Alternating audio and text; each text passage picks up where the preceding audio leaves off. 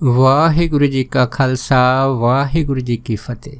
ਗੁਰੂ ਪਿਆਰੀ ਗੁਰੂ ਸਵਾਰੀ ਪਰਮ ਸਤਿਕਾਰਯੋਗ ਸਾਧ ਸੰਗਤ ਜੀਓ, ਜ਼ਿੰਦਗੀ ਦਾ ਉਹ ਪਲ ਜਿਸ ਪਲ ਦੇ ਅੰਦਰ ਪੂਰੀ ਤਰ੍ਹਾਂ ਖਤਰਾ ਮੰਡਰਾਇਆ ਹੋਵੇ ਅਤੇ ਇਹ ਖਤਰਾ ਤੁਹਾਨੂੰ ਇੱਕ ਐਸੇ ਮੁਕਾਮ ਦੇ ਉੱਤੇ ਪਹੁੰਚਾ ਸਕਦਾ ਹੈਗਾ ਜਿਸ ਮੁਕਾਮ ਦੀ ਆਦਮੀ ਨੇ ਕਦੀ ਵੀ ਕਲਪਨਾ ਨਹੀਂ ਕੀਤੀ ਹੁੰਦੀ। ਭਾਵ ਕਿ ਉਹ ਸਮਾਂ ਜਦੋਂ ਆਦਮੀ ਪੂਰੀ ਤਰ੍ਹਾਂ ਮੌਤ ਦੇ ਨਾਲ ਘਿਰ ਜਾਂਦਾ ਹੈਗਾ, ਇਹ ਸਮਾਂ ਹੁੰਦਾ ਹੈ ਕੋਈ ਨਾ ਕੋਈ ਅਚਨਚੇਤ ਐਕਸੀਡੈਂਟ ਹੋ ਜਾਣਾ। ਇਹ ਜਿਹੜਾ ਐਕਸੀਡੈਂਟ ਹੁੰਦਾ ਹੈਗਾ, ਇਹ ਦੁਰਘਟਨਾ ਜੋ ਵਾਪਰਦੀ ਆਦਮੀ ਦੇ ਚੇਤੇ ਨਹੀਂ ਹੁੰਦੀ, ਪਰ ਜਦੋਂ ਵਾਪਰਦੀ ਆ ਤਾਂ ਉਸ ਟਾਈਮ ਸਾਰੇ ਜਿਹੜੇ ਸੁਪਨੇ ਅਰਮਾਨ ਹੈਗਾ ਉਹ 1 ਸੈਕਿੰਡਾਂ ਦੇ ਵਿੱਚ ਹੀ ਉਹ ਢਹਿ ਢੇਰੀ ਹੋ ਜਾਂਦੇ ਆ।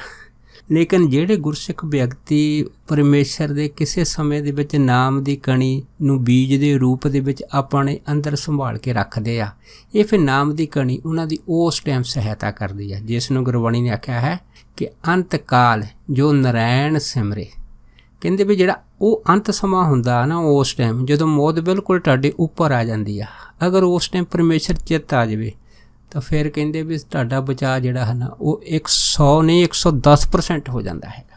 ਇਸ ਦੀਆਂ ਇੱਕ ਨਹੀਂ ਅਨੇਕਾਂ ਪ੍ਰਮਾਣ ਸਾਨੂੰ ਮਿਲਦੇ ਆ। ਸੋ ਜਿਵੇਂ ਇੱਕ ਸੱਜਣ ਦੱਸਦੇ ਸੀਗੇ ਕਿ ਉਹ ਜਦੋਂ ਏਅਰਪੋਰਟ ਦੇ ਵਿੱਚ ਭਰਤੀ ਹੋਏ ਸੀ ਉਹਨਾਂ ਟਾਈਮਾਂ ਦੇ ਵਿੱਚ ਸ਼ੁਰੂ ਦੇ ਵਿੱਚ ਕਹਿੰਦੇ ਜਦੋਂ ਸਾਡੀ ਟ੍ਰੇਨਿੰਗ ਲੱਗੀ ਸੀਗੀ ਹੈ ਨਾ, ਇਹ ਟ੍ਰੇਨਿੰਗ ਲੱਗੀ ਸੀ ਕਿ ਜਿਹੜੇ ਕਾਰਗੋ ਵਾਲੇ ਜਹਾਜ਼ ਹੈਗੇ ਸਮਾਨ ਇੱਧਰ ਤੋਂ ਉੱਧਰ ਲਿਆਉਣਾ ਹੈਗਾ।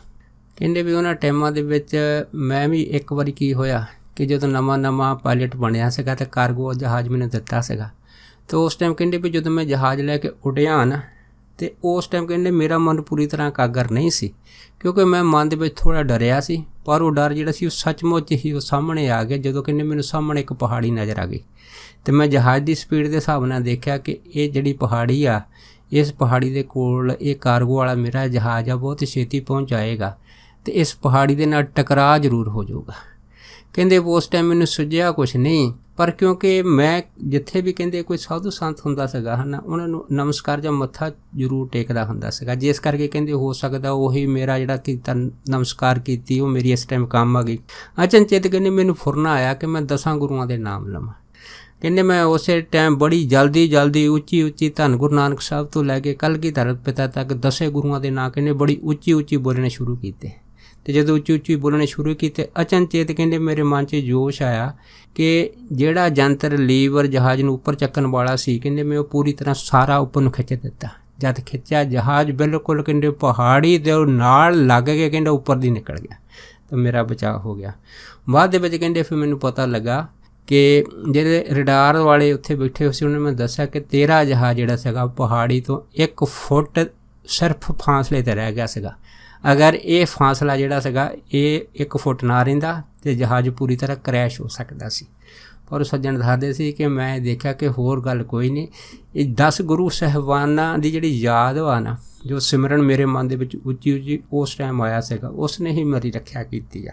ਇਸੇ ਤਰ੍ਹਾਂ ਇੱਕ ਸੱਜਣ ਜਿਹੜੇ ਨੇਵੀ ਦੇ ਵਿੱਚ ਸੀਗੇ, ਕਹਿੰਦੇ ਅਸੀਂ ਕੀ ਕਰਦੇ ਹੁੰਦੇ ਸੀਗੇ ਕਿ ਜਦੋਂ ਨੇਵੀ ਦੇ ਵਿੱਚ ਕੰਮ ਕਰਦੇ ਹੁੰਦੇ ਸੀ ਉਸ ਟਾਈਮ ਅਸੀਂ ਸਮੁੰਦਰ ਦੀਆਂ ਗਤੀਵਿਧੀਆਂ ਦੇਖਦੇ ਹੁੰਦੇ ਸੀ।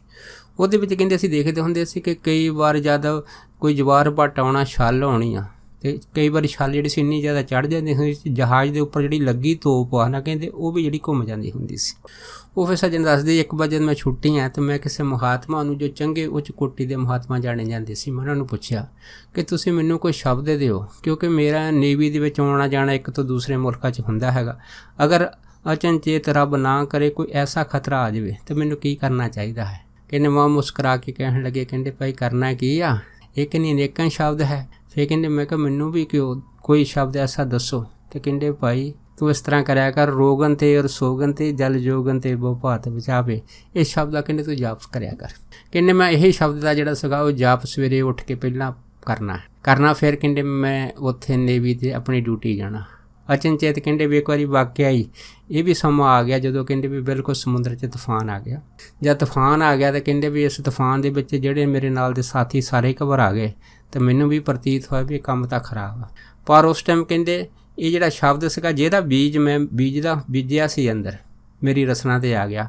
ਕਹਿੰਦੇ ਮੈਂ ਉਸੇ ਟਾਈਮ ਇਹ ਸ਼ਬਦ ਜਿਹੜਾ ਸੀਗਾ ਇਸੇ ਤੂਫਾਨ ਦੇ ਵਿੱਚ ਉੱਚੀ ਪੜ੍ਹਨਾ ਸ਼ੁਰੂ ਕਰ ਦਿੱਤਾ ਕਿ ਰੋਗਨ ਤੇ ਰਸੋਗਨ ਤੇ ਜਲ ਜੋਗਨ ਤੇ ਬਹੁ ਭਾਤ ਬਚਾਵੇ, शत्र अनेक चलावत काव, तौ तनेक न लागत पावे, राखत हैं अपनों का देकर पाप समूह न पेटन पावे, और की बात कहाँ कह तो ससु पेट ही के पट भी बचावे। तकरीबन कहते भी मैं 2 मिनट ये शब्द जोड़ा सी बड़ी उच्ची सुर दे विच इसे ही तूफान से पढ़िया सीगा। उस तो बाद कहते भी मैं हैरान हो गया, वो तूफान यकदम किवें ठल गया, जिस तूफान ठलण दे नाल जिहड़ा समुंदर सीगा पूरी तरह शांत हो गया सीगा। सो कहते मैं ये शब्द की ये ताकत देख के मैं खुद हक्का बक्का रह गया सीगा। इस तरह एक जिहड़ी लड़की हैगी अमेरिका है, वो कहती भी मैं किसी टाइम जब छोटी हुंदी सी नानकसर आउंदी हुंदी सी, ते इत्थे बाबा कुंदन सिंह होणी हुंदे सी। कहंदे मेरे माता पिता जी बाबा कुंदन सिंह होणां दी सेवा करदे हुंदे सी। कहंदे उन्हां दी सीस दे नाल मैनूं अमेरिका दे विच पायलट दी नौकरी मिली। जद कहंदे मैं नौकरी मिली तो कहंदे भी मैं आके ना महापुरखां नूं दस्सिया कि मैनूं पायलट दे नौकरी दे विच सिलैक्ट हो गई, मैनूं चुन लिया गया हैगा।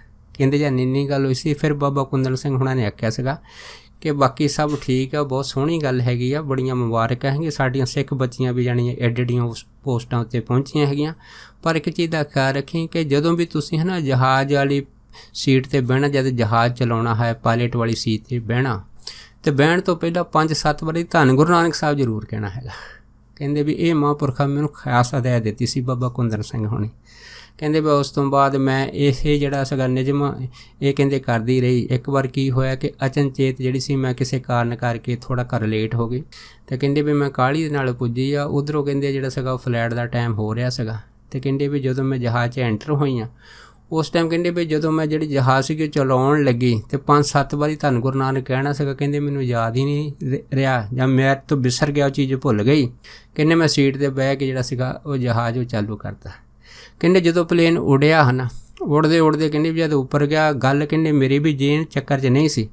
अचनचेत कहंदे भी जदों जहाज़ पूरी तरह उपर उड़िया तो गांह कहंदे भी जिहड़े सानूं ये सिग्नेचर मिलिया अंदर कि भाई अगे जिहड़े है ना जिहड़े बदल हैगे आ उन्हां दे विच आसमानी बिजली चमक रही है, तो इस करके जहाज़ की जिहड़ी है ना दशा हैगी आ किसी तरह जां थल्ले करो जां किसी तरह इसनूं उपर लैके जाओ। और वो लड़की कहंदी सी, कहंदी मैं उस टाइम ये जिहड़ी हालात जदों होए सी कि बदलां 'च आसमानी बिजली पूरी तरह थल्ले आ रही आ, तो कहंदी साडा भी जिहड़ा जहाज़ सीगा सीधा उधर जा रहा सी जिधर बिजली चमक रही सी। कहंदी उस टाइम मैं घबरा गई तो मैनूं इस तरह प्रतीत होया कि लै बई मेरे जिंदगी के सारे सुपने जिहड़े हुण मिंटां सैकेंटां दे विच अधूरे हो जाने। पर अचनचेत कहंदी मैनूं महापुरखां दा जिहड़ा वचन याद आ गया कि अगे तो मैं जदों जांदी हुंदी सी 5-7 वारी धन गुरु नानक साहब कहंदी सी, अज मैं वाकई ही ये भुल गई तदी ये घटना हुई आ। फिर कहंदी देखो उस टाइम मेरे दिमाग ने काम किया। कहंदी मैं जहाज़ चलाउंदी अपनी सीट तो कहंदी उठ के खड़ी हुई, उठ के खड़ के कहंदी फिर मैं धन गुरु नानक कहंदी मैं 5-7 वारी कहा बड़ी उच्ची सुर च।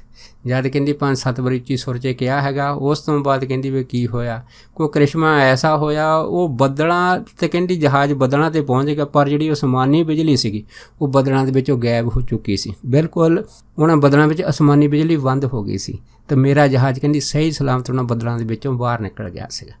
सो कहण तो भाव ये आ कि जिहड़ा इंसान हैगा गलती का पुतला हैगा, पर ਉਹਦੇ अंदर जिहड़ा बीजिया बीज आ ना उस टाइम फिर ਉਹਨੂੰ ਕੰਮ ਆਉਂਦਾ ਹੈਗਾ ਜਦੋਂ ਉਹ ਕਿਸੇ ਭਿਆਨਕ ਮੋੜ ਦੇ ਵਿੱਚ ਫਸ ਗਿਆ ਹੋਵੇ।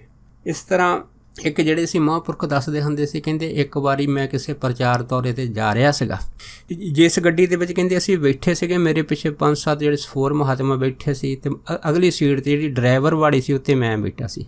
ਤੇ ਕਹਿੰਦੇ ਵੀ ਅਚਨਚੇਤ ਮੈਂ ਕੀ ਦੇਖਿਆ, ਜਿਹੜੇ ਮੇਰੇ ਪਿਛਲੇ ਨਾਲ ਦੇ ਸੰਗੀ ਸੀਗੇ ਉਹ ਤਾਂ ਸੌਂ ਗਏ ਸੀਗੇ, ਪਰ ਡਰਾਈਵਰ ਜਿਹੜਾ ਸੀਗਾ ਕਹਿੰਦੇ ਵੀ ਉਹ ਗੱਡੀ ਦੀ ਸਪੀਡ ਨੂੰ ਬਹੁਤ ਤੇਜ਼ੀ ਕਰਕੇ ਕਹਿੰਦੇ ਬੜੀ ਸਪੀਡ ਨਾਲ ਗੱਡੀ ਚਲਾ ਰਿਹਾ ਸੀ। ਅਚਨਚੇਤ ਕਹਿੰਦੇ ਮੈਂ ਨਿਗਾਹ ਮਾਰੀ ਤੇ ਮੈਂ ਕੀ ਦੇਖਿਆ, ਉਹ ਗੱਡੀ ਜਿਹੜੀ ਡਰਾਈਵਰ ਚਲਾ ਰਿਹਾ ਸੀ 130 ਦੀ ਸਪੀਡ 'ਤੇ ਸੀਗੀ। ਕਿਤੇ ਅਚਨਚੇਤ ਜਦ ਮੈਂ ਨਿਗਾਹ ਮਾਰੀ ਸਾਹਮਣੇ ਕੀ ਦੇਖਿਆ ਕਿ ਰੋਡ ਦੇ ਇੱਕ ਪਾਸੇ ਜਿਹੜਾ ਸੀਗਾ ਉਹ ਟਰਾਲਾ ਖੜਾ ਸੀਗਾ, ਦੂਸਰੇ ਪਾਸੇ ਕਹਿੰਦੇ ਵੀ ਇੱਕ ਹੋਰ ਟਰੱਕ ਖੜਾ ਸੀਗਾ। ਉੱਧਰੋਂ ਕਹਿੰਦੇ ਇੱਕ ਹੋਰ ਟਰਾਲਾ ਜਿਹੜਾ ਸੀਗਾ ਸਾਹਮਣੇ ਜਿਹੜਾ ਰੋਡ ਸੀਗਾ ਕਹਿੰਦੇ ਉਹਨੂੰ ਕ੍ਰੋਸ ਕਰਨ ਲੱਗਾ। ਜਦੋਂ ਕਹਿੰਦੇ ਕ੍ਰੋਸ ਕਰਨ ਲੱਗਾ ਤਾਂ ਬਸ ਮੈਨੂੰ ਪਤਾ ਲੱਗ ਗਿਆ ਵੀ ਅੱਜ ਜਿਹੜਾ ਹਨ ਸਾਡਾ ਆਖਰੀ ਸਮਾਂ ਆ ਗਿਆ ਹੈਗਾ। ਫਿਰ ਉਸ ਟਾਈਮ ਮਹਾਤਮਾ ਦੱਸਦੇ ਸੀਗੇ ਕਿ ਅਚਨਚੇਤ ਮੇਰੇ ਮੂੰਹੋਂ ਜ਼ੋਰ ਦੇਣੀ ਕਹਿੰਦੇ ਵੀ ਰਾਮ ਰਾਮ ਰਾਮ ਰਾਮ ਦਾ ਕਹਿੰਦੇ ਸ਼ਬਦ ਜਿਹੜਾ ਸੀਗਾ ਉਹ ਨਿਕਲਿਆ। ਜਦ ਰਾਮ ਨਾਮ ਕਹਿੰਦੇ ਬੜੀ ਜ਼ੋਰ ਨਾਲ 5-7 ਵਾਰੀ ਨਿਕਲੇ ਤਾਂ ਸਾਡੀ ਗੱਡੀ ਸਿੱਧੀ ਕਹਿੰਦੇ ਉਸ ਟਰਾਲੇ 'ਚ ਵੱਜ ਗਏ। ਕਹਿੰਦੇ ਫਿਰ ਵਾਪਸ ਆਈ, ਉਸ ਤੋਂ ਬਾਅਦ ਫਿਰ ਕਹਿੰਦੇ ਅੱਗੇ ਗਈ, ਫਿਰ ਵਾਪਸ ਆਈ, ਫਿਰ ਅੱਗੇ 3 ਵਾਰੀ ਟਕਰਾ ਕੇ ਕਹਿੰਦੇ ਫਿਰ ਗੱਡੀ ਆਪਣੇ ਆਪ ਖੜ੍ਹ ਗਈ। ਪਰ ਮਹਾਂਪੁਰਖ ਕਹਿਣ ਲੱਗੇ ਵੀ ਗੱਡੀ ਦਾ ਜਿਹੜਾ ਮੋਹਰਾ ਇੰਜਣ ਸੀਗਾ ਉਹ ਤਾਂ ਕਹਿੰਦੇ ਵੀ ਜ਼ਰੂਰ ਕਾਫੀ ਨੁਕਸਾਨ ਹੋਇਆ, ਸ਼ੀਸ਼ੇ ਵੀ ਟੁੱਟੇ, ਪਰ ਮਹਾਂਪੁਰਖ ਕਹਿੰਦੇ ਸੀਗੇ ਤੇ ਜਿਹਦੇ ਨਾਲ ਸਾਡਾ ਜਿਹੜਾ ਸੀਗਾ ਪੂਰੀ ਤਰ੍ਹਾਂ ਬਚਾਅ ਹੋ ਗਿਆ ਸੀਗਾ। ਫਿਰ ਕਹਿੰਦੇ ਮਹਾਂਪੁਰਖ ਕਹਿਣ ਲੱਗੇ ਕਿ ਉਸ ਟਾਈਮ ਇਹ ਜਿਹੜੀ ਘਟਨਾ ਸੀਗੀ ਜਿਹਦੇ ਵਿੱਚ ਕਹਿੰਦੇ ਕੋਈ ਕਲਪਨਾ ਨਹੀਂ ਸੀ ਕਰ ਸਕਦਾ ਕਿ ਅਸੀਂ ਇਸ ਤਰ੍ਹਾਂ ਬਚ ਸਕਦੇ ਹਾਂ। ਮਹਾਂਪੁਰਖ ਕਹਿਣ ਲੱਗੇ ਕਿ ਜਦੋਂ ਜਿਹੜੇ ਸੀ ਆਲੇ ਦੁਆਲੇ ਦੇ ਲੋਕੀ ਦੌੜ ਕੇ ਇਕੱਠੇ ਹੋਏ ਤਾਂ ਮਹਾਂਪੁਰਖ ਕਹਿੰਦੇ ਸੀ ਮੇਰੇ ਚਿਹਰੇ ਤੋਂ ਤੇ ਇੰਨੀ ਜ਼ੋਰ ਦੀ ਹਾਸਾ ਆਇਆ, ਕਹਿੰਦੇ ਮੇਰੇ ਹੱਸਦੀਆਂ ਬੱਖੀਆਂ ਚੜ੍ਹ ਗਈਆਂ, ਅਤੇ ਕਹਿੰਦੇ ਮੈਂ ਹਾਸੇ ਇਸ ਕਰਕੇ ਨਹੀਂ ਰਿਹਾ ਕਿ ਸਾਡਾ ਗੱਡੀ ਦੇ ਨਾਲ ਟਕਰਾਅ ਹੋ ਗਿਆ ਹੈਗਾ, ਹਾਸੇ ਇਸ ਕਰਕੇ ਰਿਹਾ ਸੀਗਾ ਕਿ ਜਿਹੜਾ ਰਾਮ ਨਾਮ ਦਾ ਚਮਤਕਾਰ ਹੈ ਉਸਨੇ ਕਿਵੇਂ ਸਾਡੀ ਇਸ ਪੂਰੇ ਖਤਰੇ ਦੇ ਵਿੱਚ ਜਿਹੜੀ ਸਾਡੀ ਸਹਾਇਤਾ ਕੀਤੀ ਹੈ। ਇਸੇ ਕਰਕੇ ਜਾਣੀ ਕਿ ਇੱਕ ਨਹੀਂ ਅਨੇਕਾਂ ਪ੍ਰਮਾਣ ਸਾਨੂੰ ਮਿਲਦੇ ਆ। ਸੋ ਕਹਿਣ ਤੋਂ ਭਾਵ ਇਹ ਆ ਕਿ ਜਦੋਂ ਖਤਰਾ ਪੂਰੀ ਤਰ੍ਹਾਂ ਉੱਤੇ ਮੰਡਲਾਉਂਦਾ ਹੈਗਾ ਉਸ ਟਾਈਮ ਫਿਰ ਮਹਾਂਪੁਰਖ ਦੱਸਦੇ ਆ ਕਿ ਤੁਹਾਡੇ ਅੰਦਰ ਜਿਹੜਾ ਚੱਲਿਆ ਹੋਇਆ ਮੰਤਰ ਵਾ, ਅਤੇ ਦੂਸਰਾ ਕੀ ਹੁੰਦਾ ਹੈਗਾ ਜਿਹੜੀ ਤੁਹਾਡੀ ਸਵਾਸਾਂ ਰੂਪੀ ਮਾਲਾ ਹੈ, ਅਤੇ ਤੀਸਰਾ ਤੁਹਾਡਾ ਮਨ। ਜਦੋਂ ਤਿੰਨੇ ਇੱਕ ਜਗ੍ਹਾ ਇਕੱਠੇ ਹੋ ਜਾਂਦੇ ਫਿਰ ਉਸ ਟਾਈਮ ਤੁਹਾਡੀ ਜਿਹੜੀ ਹੈ ਨਾ ਮਨਸ਼ਾ ਹੈਗੀ, ਇੱਛਾ ਹੈਗੀ ਆ, ਉਹ ਉਸੇ ਟਾਈਮ ਤਤਕਾਲ ਪੂਰੀ ਹੋ ਜਾਂਦੀ ਆ। ਜਦੋਂ ਮੰਤਰ ਮਾਲਾ ਅਤੇ ਮਨ ਇੱਕ ਜਗ੍ਹਾ ਇਕਾਗਰ ਹੋ ਜਾਂਦੇ, ਘੁਲ ਜਾਂਦੇ, ਇਕੱਠੇ ਹੋ ਜਾਂਦੇ, ਅਤੇ ਤੁਹਾਡੀ ਜਿਹੜੀ ਮਨਸਾ ਹੈਗੀ, ਜੋ ਤੁਹਾਡਾ ਮਨੋਰਥ ਹੈਗਾ, ਉਹ ਤਤਕਾਲ ਪੂਰਾ ਹੋ ਜਾਂਦਾ। ਇਹੋ ਹੀ ਕਮਾਲ ਹੈਗਾ। ਇਹ ਨਾਮ ਦੀ ਕਣੀ ਦੇ ਵਿੱਚ ਐਡੀ ਭਾਰੀ ਸ਼ਕਤੀ ਤਾਕਤ ਹੈਗੀ ਆ। ਇੱਕ ਸੱਜਣ ਦੱਸਦੇ ਸੀਗੇ, ਕਹਿੰਦੇ ਵੀ ਕੋਈ ਸਮਾਂ ਸੀਗਾ ਜਦੋਂ ਪੰਜਾਬ ਦੇ ਵਿੱਚ ਉਹਨਾਂ ਟਾਈਮਾਂ ਦੇ ਵਿੱਚ ਸਾਡੇ ਜਿਹੜੇ ਖਾੜਕੂ ਹੁੰਦੇ ਸੀਗੇ, ਕਹਿੰਦੇ ਉਸ ਲਹਿਰ ਦੇ ਵਿੱਚ ਆਪਣੇ ਹੱਕਾਂ ਦੀ ਰਾਖੀ ਦੇ ਲਈ ਕਹਿੰਦੇ ਜਦੋਂ ਫਿਰ ਜੋ ਉਹ ਧਰਮ ਦੀ ਜੰਗ ਕਰਦੇ ਸੀਗੇ, ਉਹ ਸੱਜਣ ਕਹਿੰਦੇ ਸੀਗੇ ਕਿ ਉਹਨਾਂ ਸਮਿਆਂ ਦੇ ਵਿੱਚ ਮੈਂ ਥਿਰ ਕਰ ਵੇਸੋ ਹਰਜਨ ਪਿਆਰੇ ਸਤਿਗੁਰ ਤੁਮਰੇ ਕਾਜ ਸਵਾਰੇ, ਕਹਿੰਦੇ ਇਹ ਸ਼ਬਦ ਦਾ ਜਾਪ ਕਰਦਾ ਰਹਿੰਦਾ ਸੀਗਾ। ਇੱਕ ਵਾਰ ਉਹ ਸੱਜਣ ਦੱਸਦੇ ਆ ਕਿ ਮੈਂ ਇਸੇ ਹੀ ਘਟਾ ਕਰਮ ਦੇ ਚੱਕਰ ਦੇ ਵਿੱਚ ਇੱਕ ਵਾਰ ਜਿਹੜੇ ਸੀਗੇ ਕਿਸੇ ਪੁਲਿਸ ਦੇ ਮੁਕਾਬਲੇ ਵਿੱਚ ਕਹਿੰਦੇ ਵੀ ਜਾਨੂੰ ਆਮੋ ਸਾਹਮਣੇ ਗੋਲੀ ਚੱਲੀ ਆ।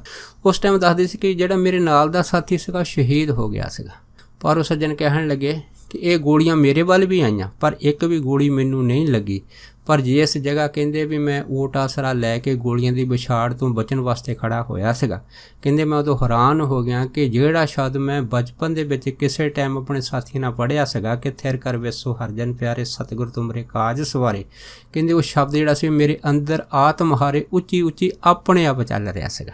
ਕਹਿੰਦੇ ਮੈਂ ਇਹ ਘਟਨਾ ਕਰਮ ਦੇਖ ਕੇ ਅੰਦਰੋਂ ਇੰਨਾ ਪ੍ਰਭਾਵਿਤ ਹੋਇਆ ਸੀਗਾ। ਉਸ ਤੋਂ ਬਾਅਦ ਕਹਿੰਦੇ ਫਿਰ ਮੈਨੂੰ ਸਮਝ ਆ ਗਈ ਕਿ ਜਿਹੜਾ ਨਾਮ ਦੀ ਕਣੀ ਬੀਜੀ ਹੋਈ ਆ ਨਾ, ਉਹ ਔਖੇ ਵੇਲੇ ਜ਼ਰੂਰ ਕਿਸੇ ਨਾ ਕਿਸੇ ਸਮੇਂ ਦੇ ਵਿੱਚ ਤੁਹਾਡੀ ਸਹਾਇਤਾ ਵਾਸਤੇ ਉਸੇ ਟਾਈਮ ਤਤਕਾਲ ਪ੍ਰਗਟ ਹੋ ਜਾਂਦੀ ਆ। ਇਸੇ ਕਰਕੇ ਸਾਨੂੰ ਗੁਰਬਾਣੀ ਨੇ ਆਖਿਆ ਕਿ ਸਤਿਗੁਰ ਸਿੱਖ ਪੜ੍ਹਦਾ ਢੱਕੇ, ਜਿਹੜਾ ਸਤਿਗੁਰੂ ਆ ਸਿੱਖ ਦਾ ਪੜ੍ਹਦਾ ਵੀ ਢੱਕਦਾ, ਅਤੇ ਸਤਿਗੁਰ ਸਿੱਖ ਕੀ ਸਰ ਪਰ ਰੱਖੇ। ਜਿਹੜੀ ਸਿਰ ਦੇ ਉੱਤੇ ਬਣੀ ਹੋਈ ਮੁਸੀਬਤ ਆ ਨਾ, ਉਸ ਤੋਂ ਜਿਹੜੇ ਸਤਿਗੁਰੂ ਤਤਕਾਲ ਰੱਖਿਆ ਕਰ ਦਿੰਦੇ ਆ। ਚਾਹੇ ਇਹ ਰੱਖਿਆ ਜਿਹੜੀ ਆ ਉਹ ਕਿਸੇ ਵੀ ਕਿਸਮ ਦੀ ਹੋਵੇ, ਚਾਹੇ ਉਹ ਐਕਸੀਡੈਂਟ ਦੀ ਹੋਵੇ, ਬਿਮਾਰੀ ਦੀ ਹੋਵੇ, ਜਾਂ ਕਿਸੇ ਹੋਰ ਦੁਰਘਟਨਾ ਦੀ ਹੋਵੇ, ਲੇਕਿਨ ਇਹ ਜਿਹੜਾ ਬੀਜਿਆ ਹੋਇਆ ਨਾਮ ਦੀ ਕਣੀ ਹੈਗੀ ਹੈ ਤਤਕਾਲ ਰੱਖਿਆ ਕਰਦੀ। ਇਸੇ ਕਰਕੇ ਸਾਨੂੰ ਮਹਾਂਪੁਰਖਾਂ ਨੇ ਆਖਿਆ ਹੈ ਕਿ ਜਿੱਥੇ ਅਸੀਂ ਨਾਮ ਜਪਦੇ ਹਾਂ, ਜਿੱਥੇ ਨਾਮ ਜਾਂ ਵਾਹਿਗੁਰੂ ਅਸੀਂ ਆਖਦੇ ਹਾਂ, ਉਹ ਜਿਹੜਾ ਨਾਮ ਦਾ ਅੱਖਰ ਅਸੀਂ ਆਖਦੇ ਹਾਂ, ਉਸ ਨਾਮ ਜਪਣ ਦੇ ਨਾਲ ਹੀ ਰੱਖਿਆ ਵੀ ਕਹਿੰਦੇ ਨਾਲ ਹੀ ਸ਼ੁਰੂ ਹੋ ਜਾਂਦੀ ਹੈ। ਜਿਵੇਂ ਅਸੀਂ ਜਦੋਂ ਦੁੱਧ ਪੀਂਦੇ ਹਾਂ, ਦੁੱਧ ਪੀਣ ਦੇ ਨਾਲ ਦੁੱਧ ਦਾ ਜਿਹੜਾ ਸਵਾਦ ਆ ਉਹ ਵੀ ਸਾਡੇ ਅੰਦਰ ਨਾਲ ਹੀ ਆ ਜਾਂਦਾ ਹੈਗਾ। ਸੋ ਇਹੋ ਹੀ ਜਿਹੜੀ ਇਹ ਨਾਮ ਦੀ ਮਹਿਮਾ ਹੈਗੀ ਆ ਕਿ ਜਿਹੜੇ ਨਾਮ ਜਪਦੇ ਆ ਸਭ ਤੋਂ ਪਹਿਲਾਂ ਨਾਮ ਉਹਦੀ ਹੀ ਰੱਖਿਆ ਕਰਦਾ ਹੈਗਾ।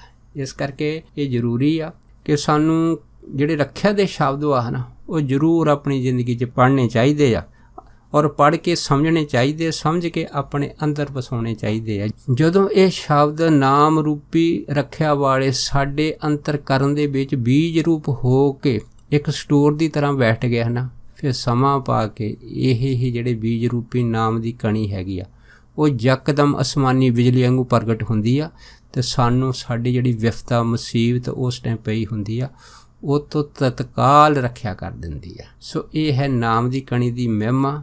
ਸੋ ਦਾਸ ਆਪ ਸਾਰੀਆਂ ਸੰਗਤਾਂ ਦੇ ਨਾਲ ਇੰਨੇ ਹੀ ਬਚਨ ਸਾਂਝਾ ਕਰਦਾ ਹੋਇਆ ਖਿਮਾ ਦਾ ਜਾਚਕੋ ਜੀ ਹੋਈਆਂ ਬੇਅੰਤ ਭੁੱਲਾਂ ਚੁੱਕਾਂ ਦੀ ਖਿਮਾ ਬਖਸ਼ਣੀ। ਸੋ ਫਤਿਹ ਬੁਲਾਓ। ਵਾਹਿਗੁਰੂ ਜੀ ਕਾ ਖਾਲਸਾ, ਵਾਹਿਗੁਰੂ ਜੀ ਕੀ ਫਤਿਹ।